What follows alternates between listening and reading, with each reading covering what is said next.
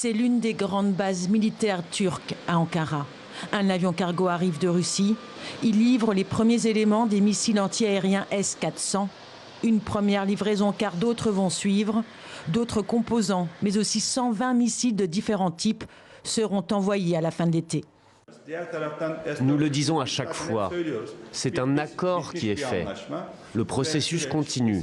Nous sommes en train de coordonner cette tâche avec les autorisations pour que les avions et les employés arrivent. Cela fait maintenant des semaines que les États-Unis dénoncent cet achat d'armes russes.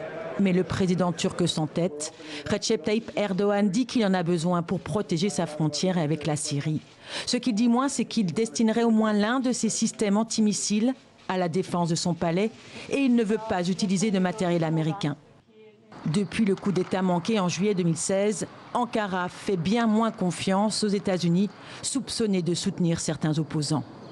Washington, de son côté, estime que les systèmes russes ne sont pas compatibles avec les dispositifs de l'OTAN, dont la Turquie est membre, et menace de ne plus lui vendre ses nouveaux avions militaires F-35. Nous sommes au courant de la livraison en Turquie de S-400. Notre position sur les F-35 n'a pas changé.